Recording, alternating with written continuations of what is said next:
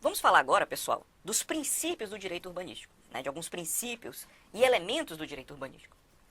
A gente, quando fala de princípios, a gente está falando de vetores de interpretação. Como assim, professor?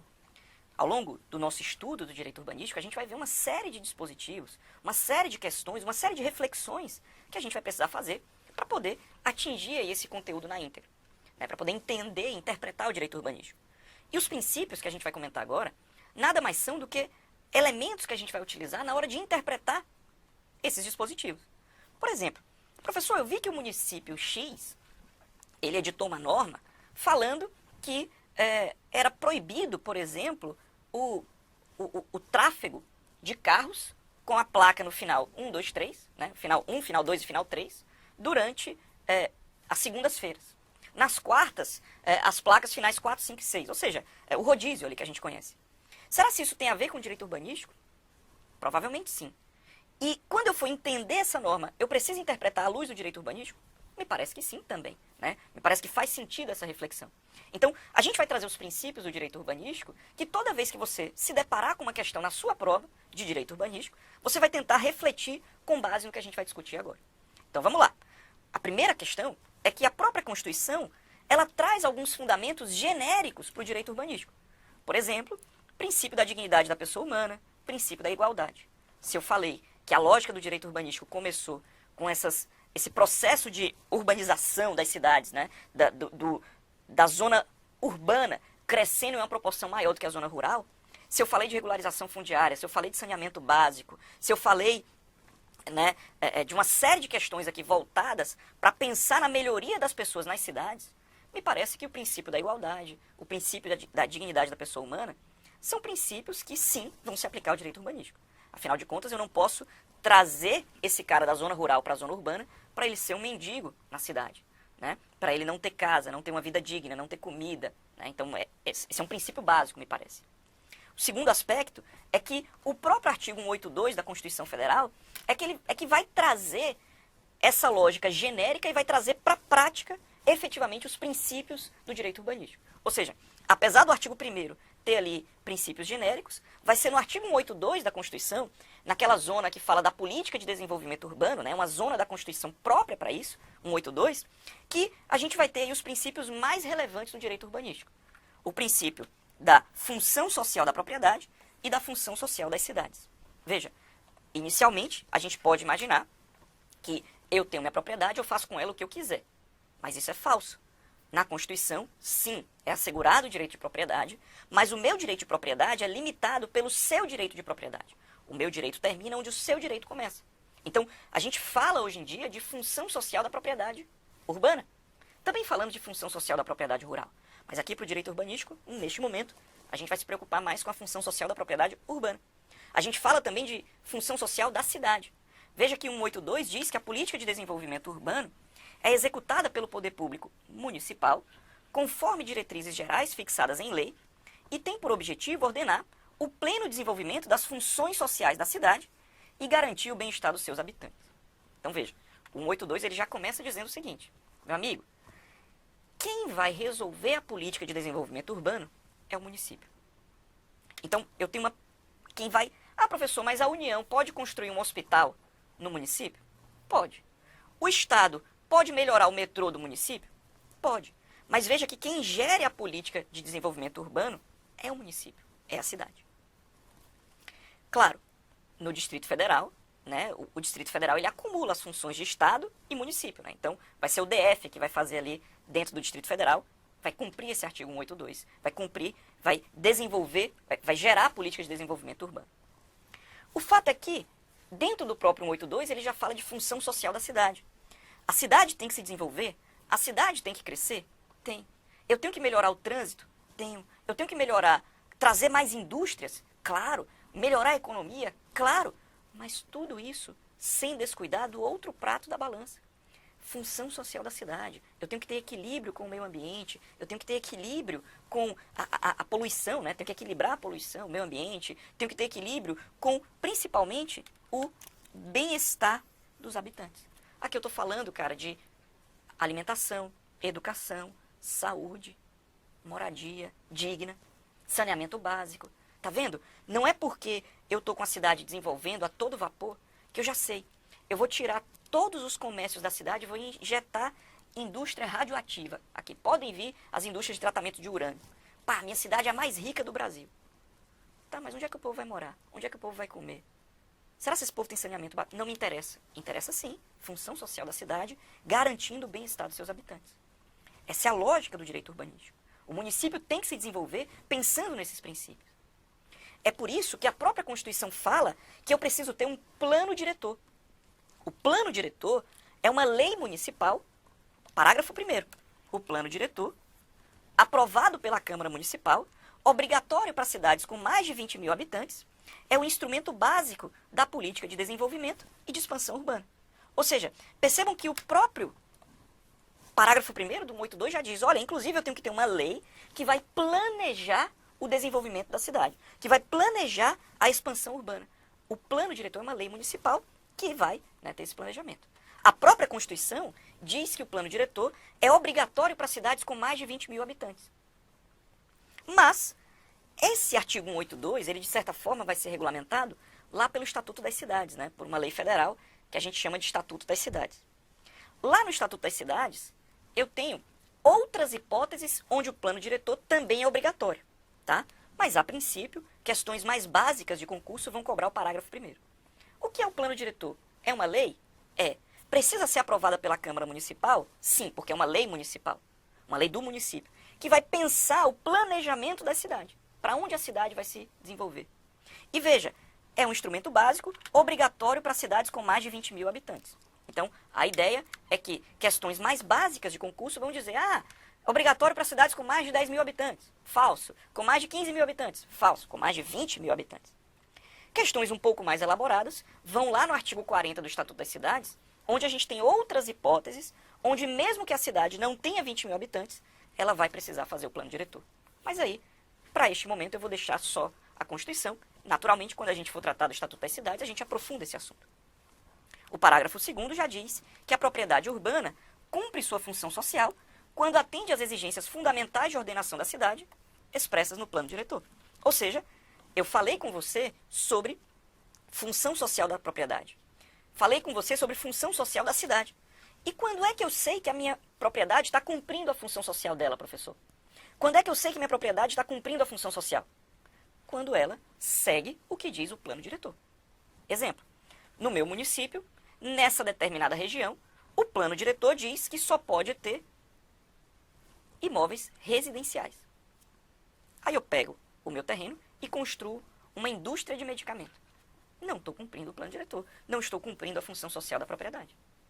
É um exemplo esdrúxulo. Até porque eu estou misturando planejamento, plano diretor, com zoneamento. Mas é só para você ter uma ideia. A lógica, pessoal, é que o plano diretor ele vai planejar a cidade. E veja, o plano diretor, inclusive, vai englobar zonas rurais. Né? Apesar de ser um planejamento do município, mas ele envolve o planejamento também a zona rural. Claro, porque ele vai envolver a zona urbana e também a zona de expansão urbana. Se eu estou pensando e planejando a cidade, hoje a cidade é isso aqui. Mas no futuro, a tendência é que a gente aumente mais 10 mil habitantes, mais 20 mil habitantes, mais 50 mil habitantes. Onde é que esse povo vai morar? Eu tenho que pensar o crescimento e a expansão da cidade. Então, essa é até uma questão que cai muito em prova. O plano diretor engloba não apenas a zona urbana, mas ele engloba também a zona rural do município. E tem mais. Falando ainda dos princípios do direito urbanístico, o artigo 5º fala, né, quando ele diz que todos são iguais perante a lei, quando ele fala dos direitos fundamentais, ele diz, no inciso 23, que a propriedade atenderá à sua função social. Ou seja, de fato, a propriedade é um direito garantido pela Constituição. Se eu comprei, é meu. Mas o meu direito de propriedade termina onde o seu direito de propriedade começa. Portanto, a minha propriedade precisa atender à função social. O artigo 170 da Constituição, quando ele vai falar de princípios da ordem econômica, fala que a ordem econômica, né, é fundada na valorização do trabalho humano, na livre iniciativa. Ele diz que, dentre os princípios da ordem econômica, eu tenho observar a função social da propriedade. Ou seja, mais uma vez, a lógica não é a lógica de que eu simplesmente vou poder construir do jeito que eu quero. Mas eu preciso garantir que a minha propriedade obedeça à função social. E quando é, professor, que a minha propriedade obedece à função social, cumpre a função social? É o que a gente acabou de ver. Parágrafo 2º do artigo 182 da Constituição.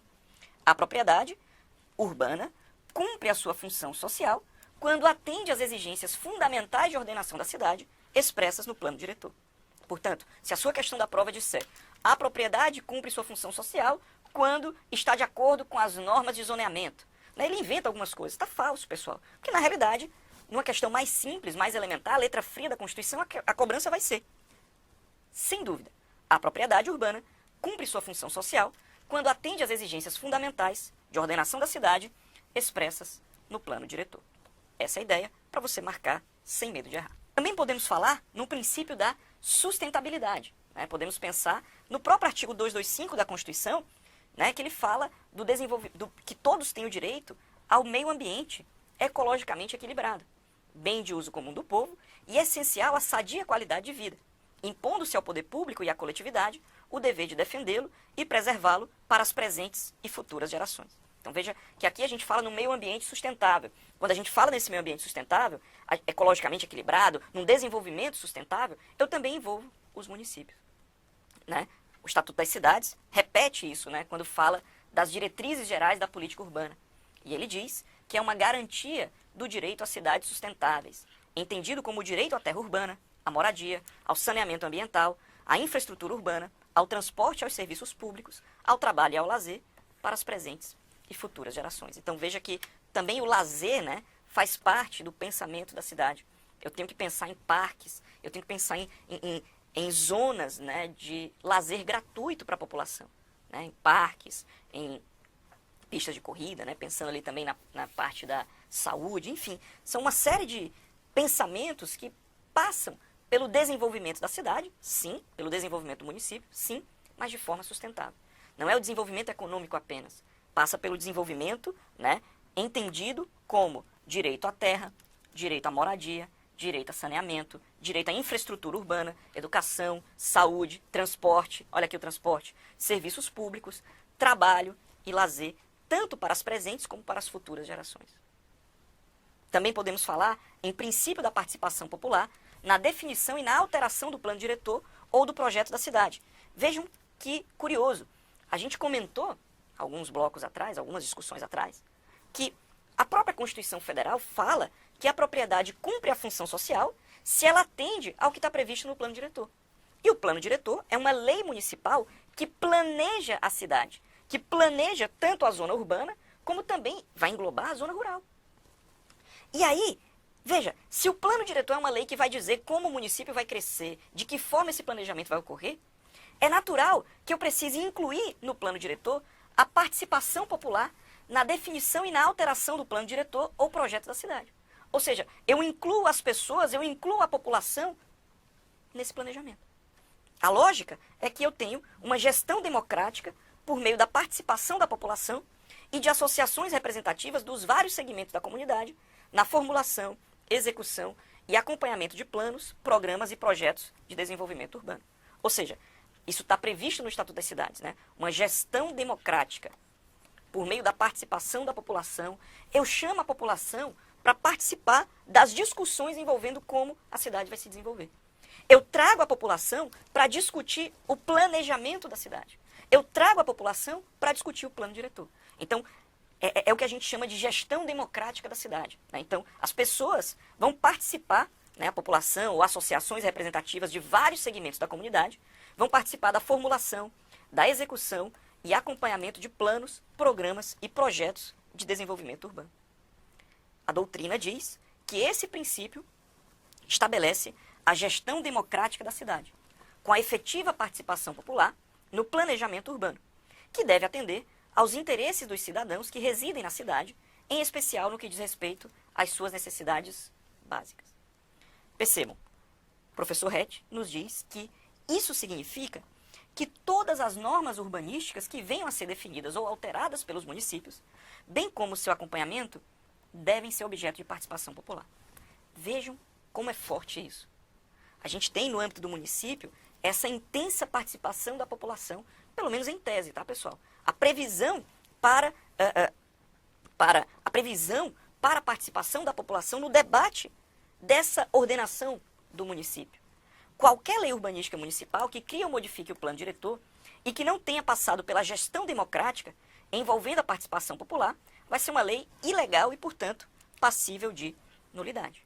A gente tem aqui a lógica de que todos esses princípios foram acolhidos pelo Estatuto das Cidades, que de uma forma expressa ou implícita acabou, né, absorvendo dentro da aba diretrizes do Estatuto das Cidades. Então, é interessante, a gente comentou uma série de princípios e vejam, o artigo 2º do Estatuto das Cidades, ele diz que a política urbana tem por objetivo ordenar o pleno desenvolvimento das funções sociais da cidade. Olha aí, pleno desenvolvimento, a política urbana, o município, quando for editar a política urbana, ele precisa pensar no pleno desenvolvimento da função social da cidade e da função social da propriedade urbana, mediante as seguintes diretrizes gerais.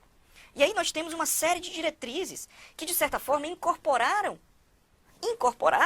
aqueles princípios que a gente veio comentando que existem no direito urbanístico.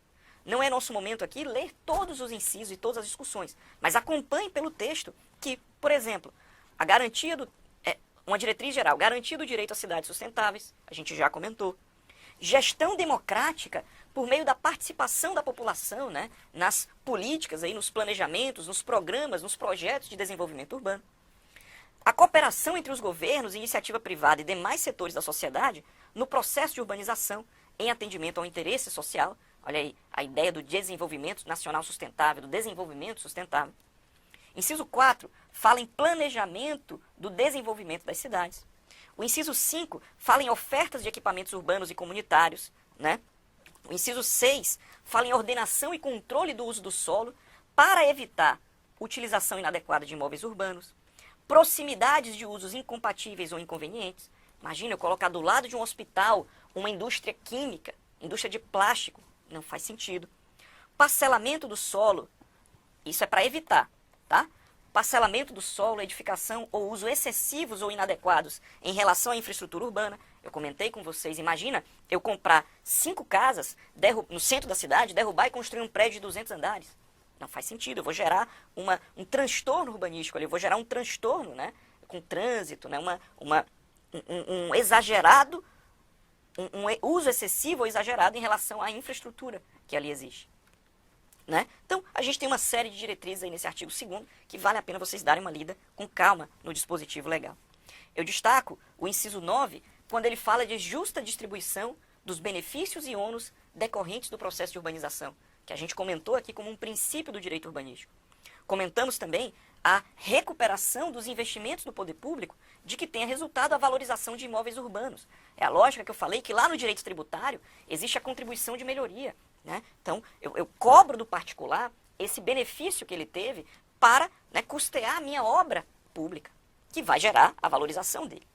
Veja que também se fala em audiência do poder público municipal e da população interessada nos processos de implantação de empreendimentos ou atividades com efeitos potencialmente negativos sobre o meio ambiente natural ou construído, o conforto ou a segurança da população. Então veja, exatamente porque envolve a lógica do desenvolvimento sustentável, a população tem que ser ouvida, a população é consultada, né, e participa diretamente, uma participação popular nesse processo de planejamento urbano.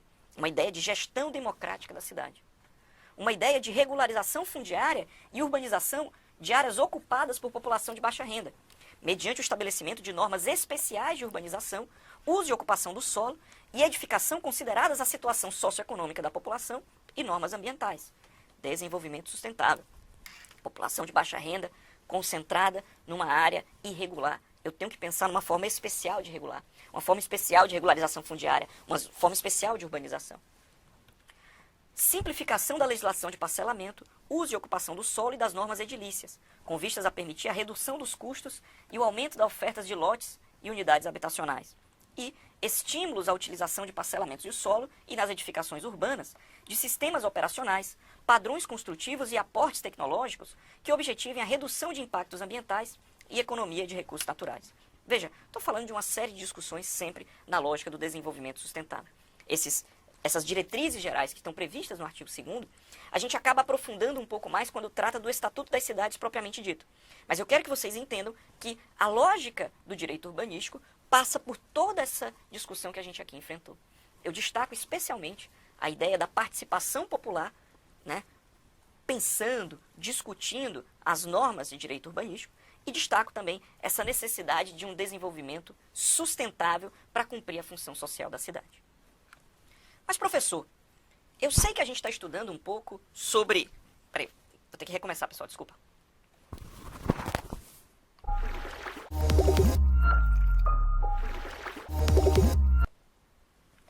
Mas, professor, eu sei que a gente está estudando sobre os princípios do direito urbanístico, sobre aquelas questões mais genéricas do direito urbanístico, mas eu tenho uma dúvida. O que é esse bendito plano diretor? O que é o plano diretor? O plano diretor, pessoal, está previsto na Constituição Federal como uma lei que deve ser aprovada pela Câmara Municipal, obrigatória para cidades com mais de 20 mil habitantes. É o instrumento básico da política de desenvolvimento e de expansão urbana, conforme previsão aí do parágrafo 1º do artigo 182 da Constituição. Ou seja, a Constituição Federal, quando no artigo 182 fala da política de desenvolvimento urbano, ela diz que a política de desenvolvimento urbano executada pelo poder público municipal, conforme diretrizes gerais fixadas em lei, tem por objetivo ordenar o pleno desenvolvimento das funções sociais da cidade e garantir o bem-estar dos seus habitantes. Então, vejam que a lógica, né, do direito urbanístico, do desenvolvimento urbano, é exatamente que eu vou sim ter a expansão urbana, eu vou sim ter o desenvolvimento econômico urbano, mas sempre pensando no bem-estar dos habitantes, sempre pensando na função social da cidade. E aí, o plano diretor, ele é aprovado pela Câmara Municipal, portanto, não é um decreto do prefeito, né? Não é um decreto municipal, mas é uma lei aprovada pela Câmara Municipal. Ele é obrigatório para cidades com mais de 20 mil habitantes e é um instrumento básico da política de desenvolvimento e de expansão urbana. Então, veja que o plano diretor, né, é uma lei, é uma norma, né, uma lei aprovada pelo município, pela Câmara Municipal. Nas palavras do professor José Afonso da Silva, é tratado como plano porque traça objetivos e metas que serão alcançadas pelo município, ainda que não necessariamente fixe prazo para cumprimento das medidas. Mas são planos, são metas, são objetivos da política de expansão urbana pelo município. Além disso, é chamado de diretor porque fixa as diretrizes do desenvolvimento urbano no município. Agora, importante, ele é obrigatório, né, para cidades aí com mais de 20 mil habitantes. E aqui eu vou trazer alguns parênteses. Na sua prova, marque sem medo. O plano diretor é obrigatório para cidades com mais de 20 mil habitantes. Ponto. Outra coisa, marque sem medo. O plano diretor, ele é uma lei aprovada pela Câmara Municipal. É uma lei municipal aprovada pela Câmara. Então, se a sua prova disser que o plano diretor é aprovado por decreto, tá falso. Que o plano diretor, né, é aprovado por um ato, né, por uma instrução normativa, esqueça. É por lei, lei do município. Então, a lógica, portanto, por trás do plano diretor é que é uma lei municipal obrigatória para cidades com mais de 20 mil habitantes. Você vai depois aprofundar esse assunto. Por enquanto, fixe esse conteúdo, marque sem medo na sua prova. Mas, lembre-se, o Estatuto das Cidades, ali por volta do artigo 40, 41, ele traz outras hipóteses onde também o plano diretor será obrigatório. Mas a própria Constituição já diz que o plano diretor é obrigatório para cidades com mais de 20 mil habitantes. Claro, quando você for aprofundar, no momento de aprofundar, eventualmente se o seu concurso cobra também o Estatuto das Cidades, fique atento, porque lá no artigo 40 e 41 do Estatuto das Cidades, a lei diz que existem outras hipóteses onde mesmo que a cidade não tenha mais de 20 mil habitantes, eu vou precisar ter plano diretor. Então, não é o momento. Por enquanto, vamos respirar fundo e afirmar. O plano diretor, portanto, é uma lei aprovada pela Câmara Municipal, é obrigatória para cidades com mais de 20 mil habitantes e é um instrumento básico da política de desenvolvimento e de expansão urbana. Lembrando ainda que a propriedade cumpre a sua função social quando obedece aos padrões de saneamento, zoneamento, construção e todas as demais exigências do plano diretor, né? A propriedade urbana cumpre a sua função social quando atende às exigências fundamentais de ordenação da cidade expressas no plano diretor, é o que diz o parágrafo 2º desse artigo 182 da Constituição Federal.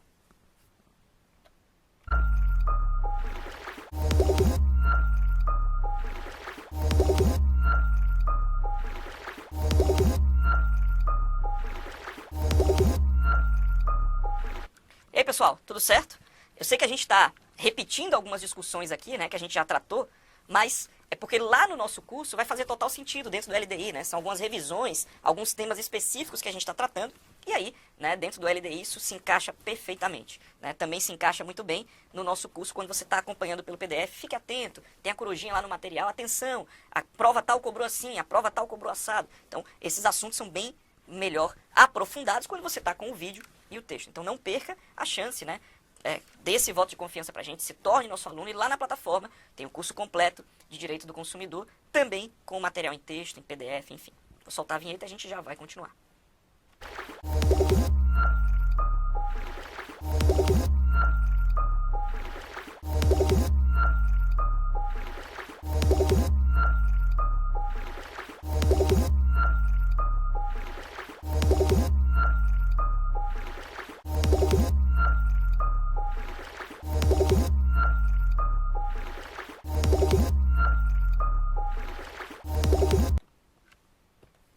Vamos falar agora, pessoal, de mais um princípio do direito urbanístico, que é esse princípio da justa distribuição de benefícios e ônus.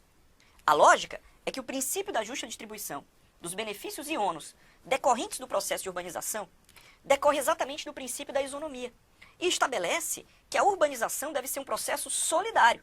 Nas palavras do professor Heck, os benefícios devem resultar em bem-estar de toda a coletividade, devendo o ônus ser dividido entre todos.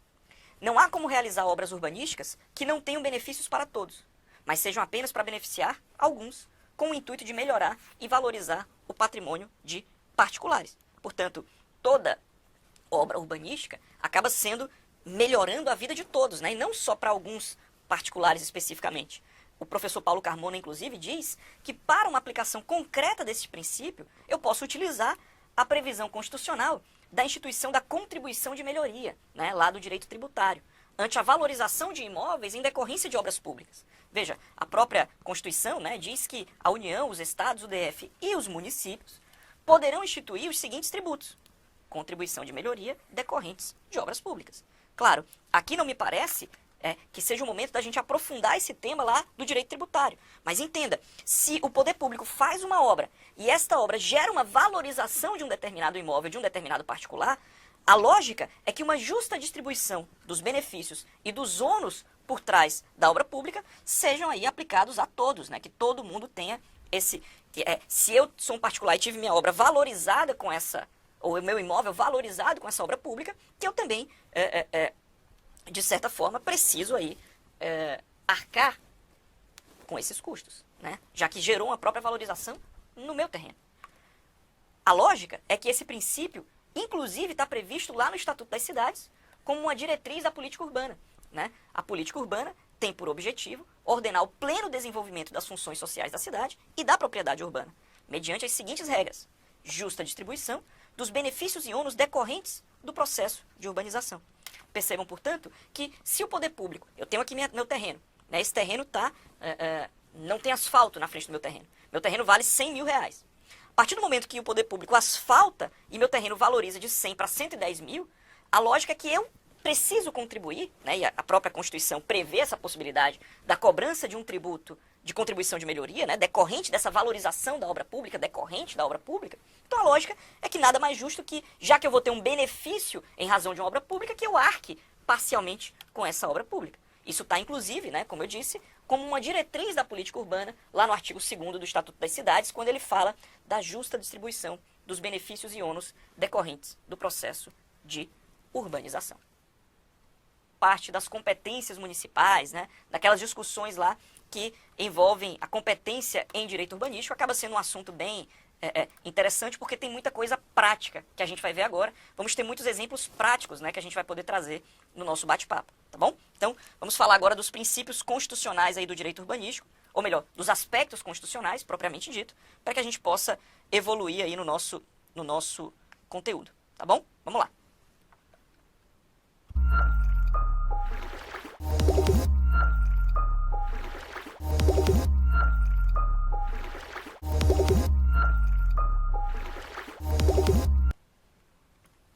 Vamos falar agora, pessoal, dos aspectos constitucionais do direito urbanístico. A gente começa o nosso bate-papo com o artigo 21 da Constituição, quando ela diz no inciso 9 que compete à União Federal elaborar e executar planos nacionais e regionais de ordenação do território e de desenvolvimento econômico e social.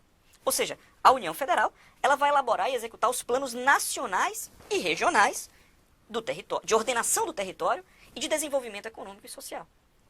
Por outro lado, o artigo 30 da Constituição, no inciso 8º, ele vai dizer que no plano local caberá ao município a competência para promover o adequado ordenamento territorial do solo urbano. Compete aos municípios promover, no que couber, o adequado ordenamento territorial mediante planejamento e controle do uso, do parcelamento e da ocupação do solo urbano. Ou seja, a lógica, portanto, é que quando eu falo, a União ela vai fazer um plano nacional, né? Ela vai elaborar e executar planos nacionais e regionais de ordenação do solo. Então, vamos supor, faz sentido, né, que a União pense, cara, eu preciso desenvolver a indústria do Brasil. Então, eu vou colocar lá na região norte uma zona de incentivo à indústria. A Zona Franca de Manaus, por exemplo. Só que é a União que vai elaborar o plano nacional, vai executar o plano nacional e regional, né, por região, do território de desenvolvimento econômico e social.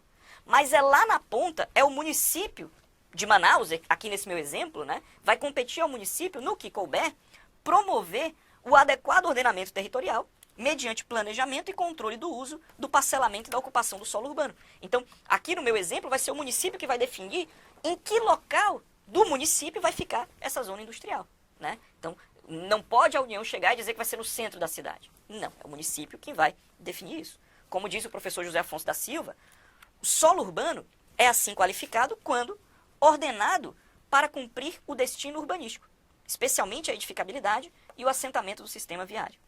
Esse ordenamento é função do plano diretor, aprovado pela Câmara Municipal, que a Constituição elevou à condição de instrumento básico da política de desenvolvimento e de expansão urbana, né? Tanto que o artigo 182, parágrafo 1º da Constituição, diz exatamente isso, né? Que o plano diretor é aprovado pela Câmara Municipal, é uma lei municipal e que vai, né? Essa lei municipal vai ser um instrumento básico aí da política de desenvolvimento urbano. Então vejam que a União vai definir o ordenamento territorial nacional e regional, né? Então, enquanto cabe à União definir o ordenamento territorial nacional e regional, cabe ao município o ordenamento territorial urbano, cujo instrumento básico da política de desenvolvimento é o plano diretor. Então, por isso que a gente discute, né, muitas vezes, que o plano diretor, né, repetindo, talvez até sendo, né, bem repetitivo, né, mas é porque cai isso na sua prova, o plano diretor, parágrafo 1º do artigo 182, é aprovado pela Câmara Municipal, obrigatório para cidades com mais de 20 mil habitantes. E é um instrumento básico da política de desenvolvimento e de expansão urbana. Ao passo que a função social da propriedade urbana, né, o que é a função social da propriedade urbana? Ela é cumprida quando a propriedade urbana obedece aos padrões de saneamento, de zoneamento, de construção e todas as demais exigências do plano diretor. É o que diz o parágrafo 2º, né? A propriedade urbana cumpre a sua função social quando atende às exigências fundamentais de ordenação da cidade expressas no plano diretor, né? Artigo 182 da Constituição, no parágrafo 1º fala o que é o plano diretor e no parágrafo 2º diz quando é que a propriedade atende à função social da propriedade urbana. Agora, o que nos é bem relevante, o que é relevante para a gente refletir quando fala desse aspecto constitucional do direito urbanístico? Quando a gente fala desse aspecto constitucional. Me parece que é a seguinte pergunta. Tudo bem, professor, até agora a gente veio nessa evolução, até devagar de discussão, até porque é muito abstrata, né, essa questão de direito urbanístico. Mas eu quero saber o seguinte. Então, a propriedade urbana cumpre a sua função social quando atende às exigências previstas no plano diretor. Ok, entendido. Mas e se a propriedade não atender essas exigências do plano diretor? E se a propriedade não cumprir a sua função social? Quais são as sanções que podem ser impostas ao proprietário desse imóvel? Aqui seria mais ou menos o seguinte. Imagine que eu tenho aqui um hospital público. Um hospital público aqui. Sei que eu desenho muito bem, mas é um hospital público. Eita, ficou horroroso isso aqui. Vou fazer um X, uma cruz assim, pronto. Tem um hospital público aqui. E ao lado desse hospital, eu tenho um terreno baldio. Eu tenho um terreno baldio. Só que esse terreno baldio, ele gera dois problemas. O primeiro problema é que ele está juntando mosca, está juntando bicho, está juntando lixo, está juntando mosquito da dengue do lado do hospital. Isso é um problemaço. Só que ele tem um outro problema, que é um problema para o sistema viário do município. Afinal de contas, suponha que esses são os quarteirões, né? As quadras do município. Essas são as quadras do município. Resultado. Vamos supor que eu queira sair da minha casa e ir para o hospital. Só que eu moro aqui. Eu quero sair da minha casa e ir para o hospital. Perceba que esse terreno, do jeito que está aqui no município, ele prejudica o fluxo. Suponha que essa aqui é uma rua que vai assim. Outra rua. Outra rua. Aí tá todo mundo andando de carro aqui. De repente bate, chega no muro desse terreno. Aí o fluxo de trânsito vai ter que vir assim, para dar a volta, para poder chegar no hospital. O fluxo de trânsito vai ter que vir assim, para dar a volta no hospital. Será que não seria muito melhor para o município se esse terreno ele fosse parcelado? Como assim, professor? Se ao invés de eu ter um terreno assim, o proprietário, ele fizesse vários lotes, porque aí o fluxo de trânsito segue. Ou seja, para o trânsito do município, é muito melhor eu ter 1, 2, 3, 4, 5, 6, 7, 8, 9, 10, 11, 12 lotes do que um mega terreno no meio do centro. Ou seja, é por isso que o plano diretor ele vai dizer, inclusive, como é que seriam os tamanhos dos lotes aqui, como é que seriam, né, as restrições urbanísticas daqui. E se esse terreno está cumprindo essas orientações do plano diretor, o que o município pode fazer? O parágrafo 4º da Constituição, o parágrafo 4º do artigo 182 da Constituição, ele vai dizer que poderá o município, mediante lei específica, baseada no plano diretor, exigir que o proprietário do solo urbano subutilizado, não utilizado ou não edificado, promova o adequado aproveitamento da propriedade. Ou seja, o município, apenas o município, entenda, não é o Estado, não é a União. O que o artigo 182, parágrafo 4º da Constituição diz é que o município, o poder público municipal, e aqui preste atenção, cara, temos várias questões, por exemplo, Prefeitura de Caruaru, Banco FCC, concurso veio lá e disse, o Estado de Pernambuco vai poder. Não pode, cara, é o município, é o poder público municipal, vai poder, com base em lei, né, lei específica, mediante lei específica, baseada no plano diretor, exigir que o proprietário do solo urbano subutilizado, não utilizado ou não edificado, promova o seu adequado aproveitamento.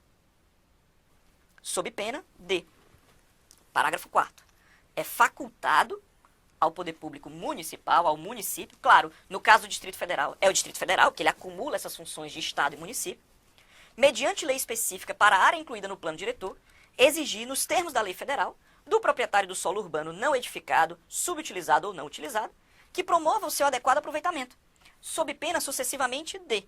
Ou seja, percebam que o que a Constituição diz aqui, primeiro, se a gente analisar rapidamente esse parágrafo 4º, o município, teoricamente falando, não é obrigado a fazer isso. Mas a gente vai comentar um pouco disso também. Segundo, o município tem que fazer isso com base em lei para a área incluída no plano diretor. Então, só quem pode fazer isso, portanto, é o município que tem um plano diretor. Do proprietário do solo urbano não edificado, subutilizado ou não utilizado, o município vai exigir nos termos da lei federal. Que lei federal é essa, pessoal? O Estatuto das Cidades. Né? O Estatuto das Cidades é a lei federal que regulamenta esse artigo aqui. Então, mais uma vez, o que eu quero chamar a sua atenção é o seguinte. Para um estudo introdutório, isso aqui que eu estou falando é top. Fica por aqui. Mas se o seu edital cobra também o Estatuto das Cidades, existem alguns aprofundamentos, algumas discussões que você vai precisar beber da fonte lá do Estatuto das Cidades. Tá? Então você vai ter que aprofundar o estudo em um outro momento do nosso curso. E aí, o município vai poder exigir do proprietário parcelamento ou edificação compulsórios. Cara, o município pode obrigar isso aqui, ó. Que o cara que tinha um terreno, que era tudo isso aqui, o município pode obrigar que o cara parcele, transforme em vários lotes, de forma compulsória. Ou, se o cara tem um terreno baldio, o município pode obrigar que ele faça uma construção. Construa um prédio lá. Eu sei que esse meu prédio está lindo, esse meu desenho, mas é isso. Ou, se ainda assim, depois que o município obrigou o cara a continuar descumprindo a função social da propriedade, o município pode cobrar imposto sobre a propriedade predial e territorial urbana progressivo no tempo. Ou seja, o município pode cobrar IPTU, aumentando o IPTU todos os anos. Olha que claro, tem limite. Claro, não é bem assim, não é livre a cobrança. Não posso sair de um IPTU de 1% para um IPTU de 50%, não é assim. Mas, obedecidas as regras que estão aonde? Lá no Estatuto das Cidades, o município pode cobrar IPTU progressivo no tempo. E mesmo cobrando IPTU progressivo no tempo, o cara ainda está descumprindo a função social da propriedade? É isso? Mesmo depois que eu mandei você parcelar, mesmo depois que eu mandei você edificar, e você está com esse problemaço urbanístico aqui no município, um terreno baldio do lado do hospital, um terreno enorme que está prejudicando o trânsito, e mesmo assim eu te determinei a edificação ou parcelamento compulsórios. Você descumpriu. Eu estou te cobrando IPTU progressivo no tempo. Você está descumprindo? Então o município pode, inclusive, fazer uma desapropriação do imóvel.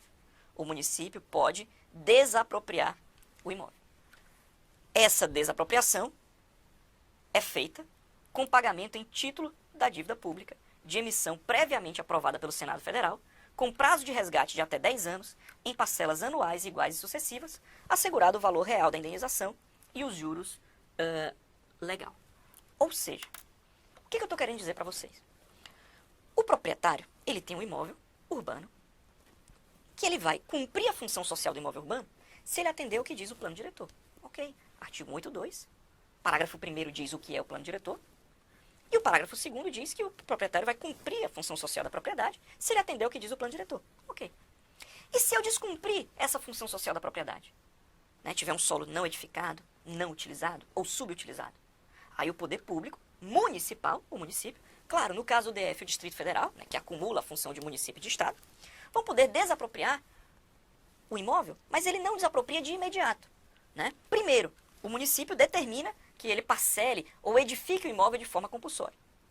Passado algum tempo, se ainda assim não foi cumprida a função social da propriedade, porque veja, o interesse do município não é tomar a propriedade. O interesse do município é que aquela propriedade tenha a função social dela, né, cumprida. Continuando com o particular, respeitado o interesse da coletividade, respeitada a função social da propriedade. Se ainda assim o cara continua descumprindo, o poder público pode forçar a barra, cara, cobrando o IPTU. Meu amigo, se o IPTU é de 1% aqui na região, tu vai pagar 2, 4, 8. Cara, tu vai pagar uma nota de IPTU até 15%. É o limite que diz o Estatuto das Cidades. Poxa, imagina, meu imóvel é de R$1 milhão, eu pagar R$150 mil de IPTU. Não dá, né? Não dá. Se ainda assim eu continuo descumprindo a função social da propriedade, mesmo com o IPTU lá em cima, que a gente vai ver as regrinhas, essas especificações, né? Porque aqui a gente só está falando dos aspectos constitucionais. A gente aprofunda quando fala do Estatuto das Cidades, mas se ainda assim eu continuar descumprindo a função social da propriedade urbana, o município vai poder desapropriar meu imóvel. Agora veja, essa desapropriação do imóvel não é uma desapropriação ordinária, não é uma desapropriação onde o poder público quer desapropriar para construir uma escola, quer desapropriar para construir um hospital. Né? Não é uma desapropriação normal, por necessidade, utilidade pública ou interesse social. É uma desapropriação que a gente chama de desapropriação extraordinária. É uma desapropriação urbanística, que o município vai desapropriar porque ele quer obrigar o camarada a cumprir a função social da propriedade urbana. E é por isso que esse pagamento não é em dinheiro. É um pagamento em títulos da dívida pública. Agora, a gente precisa aprofundar um pouco mais esse conteúdo. A gente então discutiu, meus amigos, um pouco sobre o artigo 182 da Constituição. E aí, uma pergunta que não quer calar é que lá no artigo 182, parágrafo 4º, a gente percebe que existe uma desapropriação que pode ser feita pelo município, que a gente chama de desapropriação extraordinária. E aqui, veja, essa desapropriação extraordinária, urbanística, né, é uma desapropriação que eu faço de um imóvel urbano com pagamento em títulos da dívida pública. Então, sobre esse assunto, desapropriação, eu acho que a grande pergunta que eu faço é possível uma desapropriação de um imóvel urbano? Um imóvel urbano, o poder público pode impor ao proprietário a sua força expropriatória, tomar, entre aspas, a propriedade do particular, sendo uma propriedade urbana? Por que tomar, entre aspas? É porque na desapropriação, meus amigos, o poder público não toma. O poder público, na desapropriação, indeniza. Ou seja, sempre que eu falo de desapropriação, eu estou falando de uma forma de aquisição da propriedade, onde o poder público retira do particular a propriedade, né? Mas indeniza, paga uma indenização. Só que essa indenização, na desapropriação, ela vai depender do tipo de desapropriação. E é aqui que eu quero que vocês prestem muita atenção. Existem 2 tipos de desapropriação. A Constituição Federal prevê 2 tipos de desapropriação. Essa forma de eu tomar a propriedade urbana, entre aspas, mediante uma indenização. Então, é possível a desapropriação de imóvel urbano? Sim. Mas atenção, existem 2 tipos de desapropriação. Uma delas é a do artigo 182, parágrafo 3º. É a desapropriação ordinária, onde o particular está todo certo. Onde o particular está cumprindo a função social da propriedade. Eu sou um particular e estou cumprindo a função social da propriedade urbana, professor. Está tudo certo. Se eu estou cumprindo a função social da propriedade urbana, logo, se eu estou todo certo, todo ok, pode o poder público desapropriar meu imóvel? Eu estou todo certo, eu estou cumprindo a função social da propriedade urbana, professor. Pode. Professor, mas é uma casa que eu tenho herança do meu avô, eu tenho um apego emocional muito grande. Não me interessa. Ainda que você esteja cumprindo a função social da propriedade, o poder público, e aqui pode ser a União, o Estado, o DF, o município, qualquer um, vai poder desapropriar o seu imóvel por necessidade, utilidade pública ou interesse social. A gente vai desapropriar. Agora, se você está cumprindo a função social da propriedade urbana, essa desapropriação vai ser feita com prévia e justa indenização em dinheiro. Prévia e justa indenização em dinheiro. Ou seja, as desapropriações de imóveis urbanos serão feitas com prévia e justa indenização em dinheiro. Essas são as desapropriações ordinárias. Aquelas em que o particular está todo certo. E aí quem pode fazer essa desapropriação? Se é com pagamento em dinheiro, em cash, um pagamento de forma justa, de forma prévia, em dinheiro, qualquer ente da administração vai poder fazer essa desapropriação, né? Seja desapropriação feita pela União, pelos estados, DF ou municípios, ainda que seja um imóvel urbano. Tá? Ou seja, mesmo que a propriedade esteja cumprindo a sua função social, poderá o poder público desapropriá-la em caso de necessidade ou utilidade pública, ou ainda em caso de interesse social. Agora, nestes casos, a indenização será sempre prévia, justa e em dinheiro. Tanto a União pode fazer, como o Estado pode fazer, como o município pode fazer. É diferente da hipótese do artigo 182, parágrafo 4º. Porque no parágrafo 4º eu tenho uma hipótese onde o particular tem um imóvel urbano e não está atendendo à função social da propriedade. O particular tem um imóvel urbano e está descumprindo a função social da propriedade urbana. Neste caso, a propriedade que não cumpre a sua função social e que já passou sucessivamente por aquela notificação para o particular edificar, parcelar ou utilizar o imóvel de forma compulsória, e o cara continuou descumprindo, o município cobrou IPTU progressivo no tempo, e o particular continuou descumprindo a função social da propriedade urbana, aí, neste caso, o município, apenas o município, pode fazer uma desapropriação extraordinária. Uma espécie de sanção, entre aspas, ao particular que descumpriu a função social da propriedade urbana, e cujo pagamento será feito em títulos da dívida pública. Aqui eu vou te chamar a atenção em 2 pontos.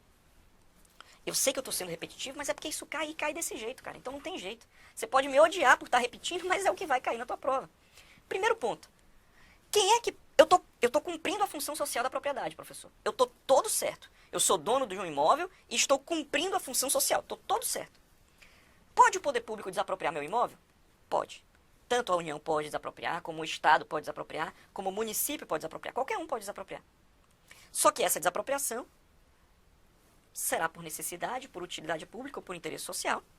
E necessariamente eu vou precisar ter o pagamento de uma indenização justa, prévia e em dinheiro. Por outro lado, se eu tiver um imóvel urbano, que eu estou descumprindo a função social da propriedade urbana, aí é só o município. União não pode, Estado não pode. Só o município. E claro, se eu estiver falando do Distrito Federal, que acumula a função de município, nesse caso, eu posso ter uma desapropriação extraordinária, que é aquela para obrigar o particular a cumprir a função social da propriedade urbana.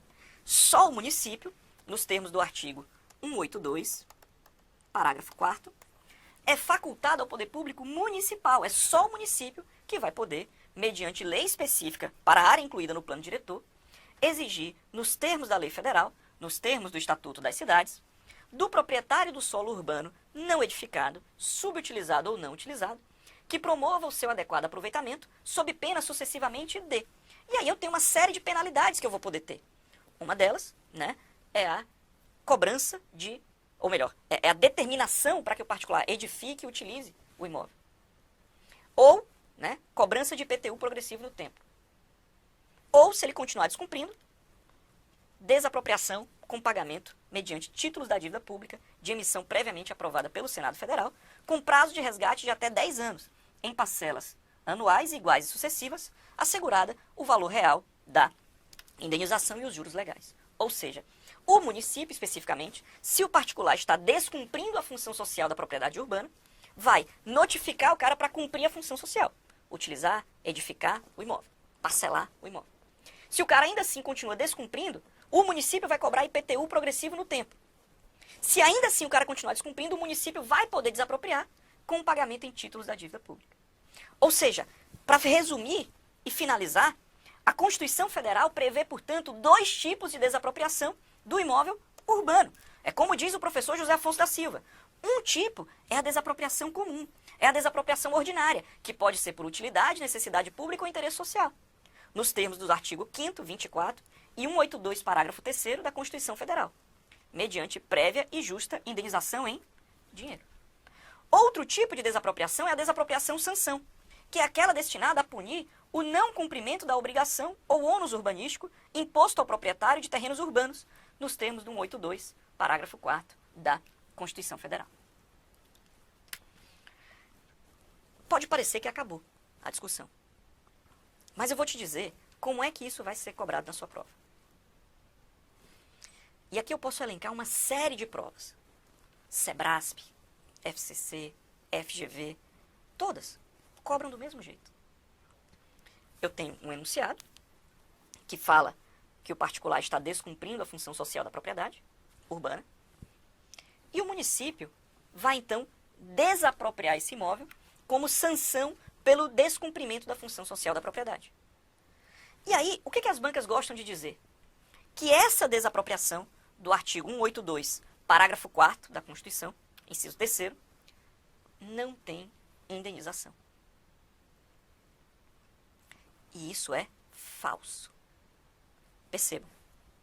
Sim, pode o município fazer uma desapropriação extraordinária da propriedade urbana.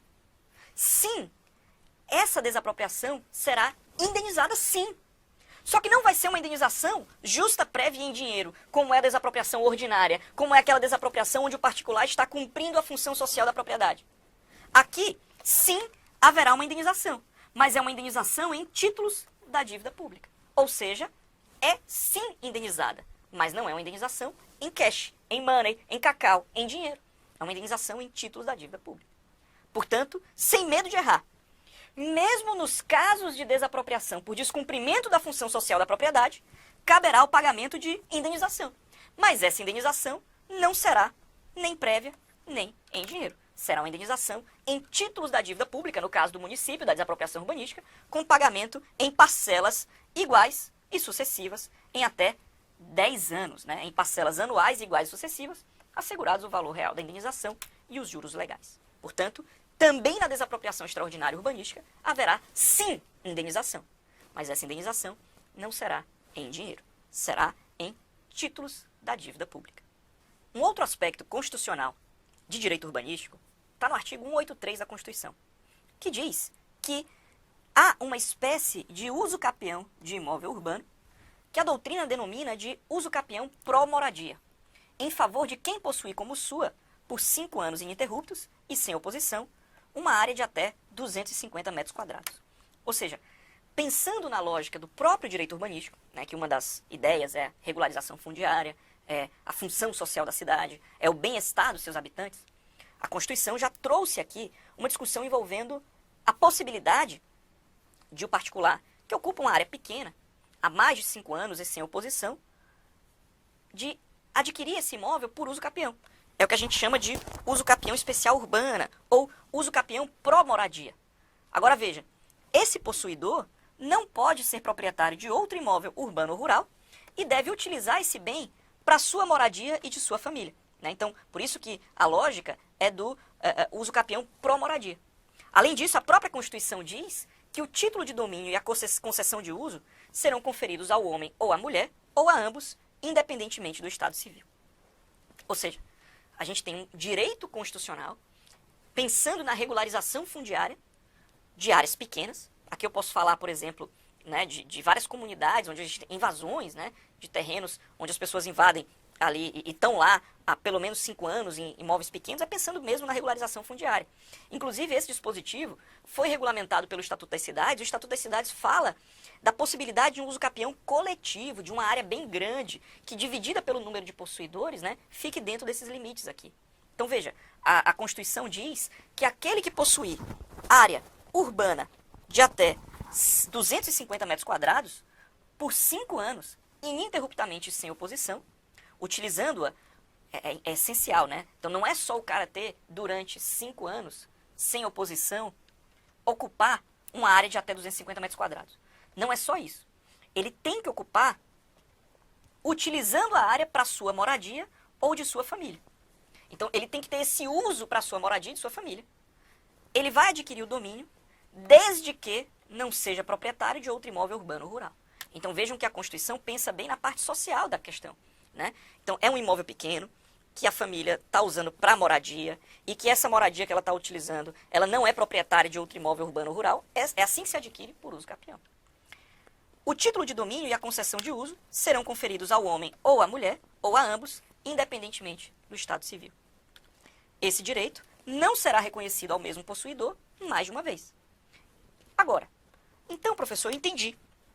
A lógica da Constituição é uma regularização fundiária, né? O direito urbanístico vem trazendo uma série de discussões constitucionais, né? Trazendo para dentro da Constituição algumas ideias, como a da função social da propriedade, como a da função social da cidade. Então, são algumas questões até principiológicas que foram inseridas na Constituição. Então, me parece, professor, que faz total sentido que eu pegue imóveis urbanos, pequenos, e estimule a regularização fundiária dessas famílias de baixa renda. Tudo bem, ele não fala de baixa renda aqui dentro do texto constitucional, mas ele diz que a família vai utilizar esse imóvel para a sua moradia ou de sua família, né? Então a pessoa, o invasor, o possuidor, vai utilizar esse imóvel para a sua moradia ou de sua família, desde que não seja proprietário de outro imóvel urbano ou rural. Então, essa exceção de que ele não pode ser proprietário de outro imóvel urbano ou rural faz com que, naturalmente, ele seja de baixa renda, né? Por assim dizer. E o título de domínio e a concessão de uso serão conferidos ao homem ou à mulher, ou a ambos, independentemente do estado civil. Veja, eu concluí que seria para uma família de baixa renda porque ele não é proprietário de outro imóvel urbano ou rural. Mas fique atento, porque isso não está na Constituição. Então, se eventualmente o enunciado da sua prova disser que apenas para quem é de baixa renda, tá falso, tá? Porque o texto constitucional não faz essa ressalva, né? Ele diz claramente, aquele que possui como sua uma área urbana de até 250 metros quadrados por 5 anos. Então, o prazo é bem pequeno, né? Se a gente for analisar a uso capião do Código Civil, lá ele fala em 10 anos, 15 anos, é um prazo bem maior. Aqui é um prazo pequeno, 5 anos, porque é uma área urbana pequena, de até 250 metros quadrados, para o cara que utiliza o imóvel para morar junto com a sua família, né? Ou o cara mora, ou a sua família mora lá, vai adquirir o imóvel desde que não seja proprietário de outro imóvel urbano ou rural. Esse direito não será reconhecido ao mesmo possuidor mais de uma vez. Agora, então, se a ideia é regularização fundiária, professor, eu já sei. Então, eu tenho que pensar no espírito da norma. Eu tenho que pensar que a norma foi constituída exatamente para beneficiar o cara que está ali possuidor, que está indo para a cidade, né? Com base em tudo que a gente discutiu até agora, o cara viajou lá para a cidade para tentar uma vida melhor, ocupa ali, participa de uma ocupação de um determinado imóvel. Então, professor, a lógica é a seguinte: se eventualmente eles ocupam um imóvel do poder público, eles vão poder adquirir o imóvel por uso capião. Falso. A Constituição deixou isso bem claro. E aqui eu vou te lembrar um assunto que tu estuda lá no direito administrativo. Lá no direito administrativo, um dos assuntos que a gente estuda é a organização da administração pública. E dentro da organização a gente estuda que existem a União, os estados, o DF, o município. Existem as entidades da administração indireta, né? Então eu tenho lá as autarquias, as fundações públicas, as empresas públicas, as sociedades de economia mista. E lá, quando você estuda isso, você identifica que existem entes da administração pública que são pessoas jurídicas de direito público e entes que são pessoas jurídicas de direito privado. E aí, somando esse estudo com o estudo dos bens públicos, que está lá no artigo 98 do Código Civil, você estuda que os bens públicos são os bens das pessoas jurídicas de direito público. Ou seja, basicamente eu olho para a pessoa jurídica, quem é o dono do imóvel? É a pessoa jurídica de direito público. Se o dono do imóvel é a pessoa jurídica de direito público, logo esse bem é um bem público. Se o dono do imóvel é uma pessoa jurídica de direito público, logo esse bem é um bem público. E os bens públicos possuem como característica que eles não serão adquiridos por uso capião. Não há exceções. Ou seja, se os caras invadiram um imóvel do poder público, a própria Constituição, aqui no artigo 183, parágrafo 3º, afirma: os imóveis públicos não serão adquiridos por uso capião. Os imóveis públicos não serão adquiridos por uso capião. Essa, inclusive, é uma afirmação que está no Código Civil, que está na Constituição, salvo engano, no artigo 191, um pouco mais à frente também. Ou seja, a Constituição deixa claro, tudo a gente pensou para melhorar, facilitar a regularização fundiária, pensar numa ideia de função social da propriedade, pensar numa ideia de função social da cidade, ok. Mas, se esse imóvel que foi invadido por esse possuidor for um imóvel de uma pessoa jurídica de direito público, se é um imóvel da União, do Estado, do Distrito Federal, do município, de uma autarquia ou de uma fundação de direito público, por exemplo, esse imóvel é um imóvel que pertence a uma pessoa jurídica de direito público. Logo, o artigo 98 do Código Civil vai dizer que é um imóvel público. E se é um bem público, não vai ser adquirido por uso capião. Por mais bonita que seja a história que o enunciado vai narrar, os bens públicos não podem ser adquiridos por uso capião.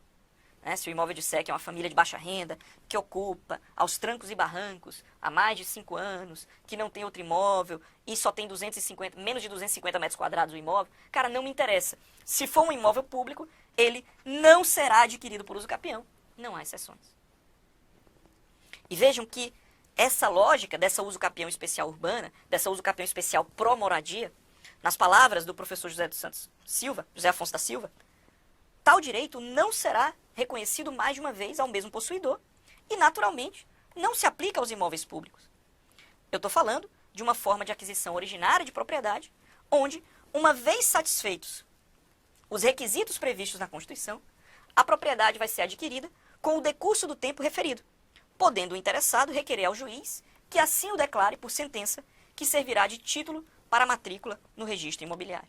Ou seja, a lógica é exatamente que é uma forma de aquisição originária, né? Quando eu atender aos requisitos lá do artigo 183, eu posso entrar com ação judicial e o juiz vai reconhecer o meu direito ao uso capião, que eu registro lá no cartório de registro de imóveis. Funciona assim, né? Bem tranquilo. Claro que a regulamentação desse dispositivo está no Estatuto das Cidades. Então a gente vai aprofundar um pouco mais esse tema, se o seu concurso cobrar o Estatuto das Cidades, lá no momento respectivo do nosso curso, né? Sobre o Estatuto das Cidades. Agora, o que eu chamo a sua atenção é que se esse imóvel foi invadido pelo particular, e esse imóvel é um imóvel que pertence a uma pessoa jurídica de direito público, o artigo 98 do Código Civil diz que os imóveis que pertencem às pessoas jurídicas de direito público são imóveis públicos. Os bens públicos são aqueles que pertencem às pessoas jurídicas de direito público. Então, se o proprietário do imóvel é uma autarquia, é a União, é o Estado, é o município, é o Distrito Federal, é uma autarquia, né, que é uma pessoa jurídica de direito público, é uma fundação de direito público, logo esse bem é um bem público e os imóveis públicos não serão adquiridos por uso capião. Os imóveis públicos não serão adquiridos por uso capião. Não há exceções. Meus amigos, quando a gente fala das competências em direito urbanístico, até com base na ideia do plano diretor, uma das competências que a gente tem para o município envolve o poder de polícia urbanístico.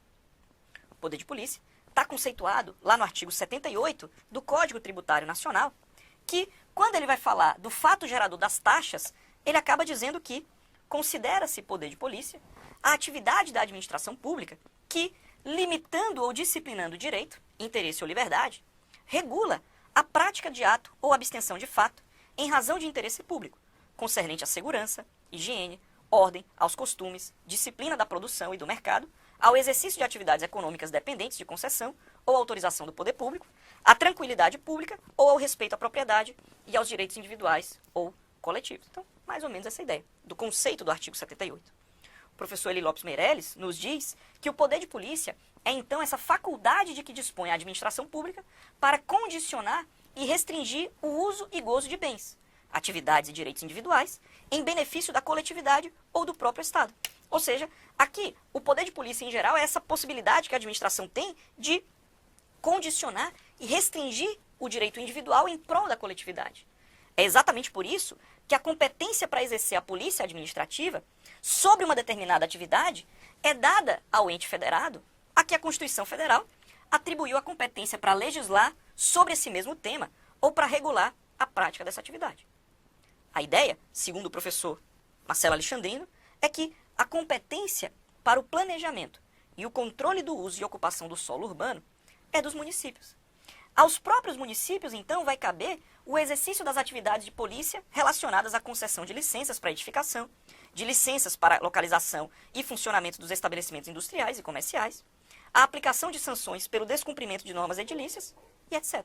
Ou seja, se a competência dada pela Constituição é do município para discutir, para legislar sobre as normas urbanísticas, será também do município a competência de fiscalização e de controle dessas normas urbanísticas. Então, quanto ao licenciamento para determinada construção, quanto ao zoneamento, o exercício de atividades de polícia relacionadas à própria concessão de licenças, aplicação de sanções pelo descumprimento de normas edilícias e por aí vai. Veja que o próprio município vai poder, inclusive, determinar a cassação ou revogação das próprias licenças, bem como o embargo de determinada obra que estiver em desconformidade com o plano diretor. O município pode embargar uma obra, pessoal. O próprio Supremo, contudo, disse que no exercício deste poder de polícia urbanístico, não vai poder o município impedir a instalação de estabelecimentos comerciais do mesmo ramo em determinada área por ferir o princípio da livre concorrência. O Supremo disse que, de acordo com a súmula 646, ofende o princípio da livre concorrência, lei municipal que impede a instalação de estabelecimentos comerciais do mesmo ramo em determinada área. Então veja que, curioso, cabe ao município exercer o poder de polícia urbanístico. Mas aí o Supremo disse, olha, por outro lado, tem limites, Então, se eu tenho uma lei municipal que impede a instalação de estabelecimentos comerciais do mesmo ramo em uma determinada área, essa lei vai ser inconstitucional porque vai ofender o princípio da livre concorrência. Por outro lado, pode o município, é legítimo que o município estabeleça distância mínima entre postos de revenda de combustíveis por motivos de segurança. Então, mais um julgado aqui do Supremo que eu acho que também é legal. Para o STF, lei municipal que fixa distanciamento mínimo entre postos de revenda de combustíveis por motivo de segurança, essa lei seria constitucional, na opinião do Supremo, nesse RE aí de 2005. O STJ considerou, por outro lado, legítima a fiscalização e a proibição de perfuração de poços artesianos pelo município dentro do seu território em determinadas áreas. Então veja, para o STJ, aqui eu estou trazendo exemplos do que o município pode fazer e o que não pode. Para o STJ, a perfuração indiscriminada e desordenada de poços artesianos tem impacto direto no meio ambiente e na disponibilidade de recursos hídricos para o restante da população de hoje e de amanhã. Feita sem controle, também põe em risco a saúde pública por ausência de tratamento quando for de rigor. Então, aqui uma discussão também que os municípios podem fiscalizar, até porque passa pela lógica que a gente conversou sobre o desenvolvimento sustentável, pensando no meio ambiente para hoje e para as populações futuras, de hoje e de amanhã. É evidente que a perfuração indiscriminada e desordenada de poços artesianos tem impacto direto no meio ambiente e na disponibilidade de recursos hídricos para o restante da população de hoje e de amanhã. Feita sem controle, também põe em risco a saúde pública por ausência de tratamento quando for de rigor. Em síntese, o município tem competência para fiscalizar a exploração de recursos hídricos superficiais e subterrâneos em seu território, o que lhe permite, por certo, também coibir a perfuração e exploração de poços artesianos, no exercício legítimo de seu poder de polícia urbanístico, ambiental, sanitário e de consumo, segundo a opinião do Superior Tribunal de Justiça.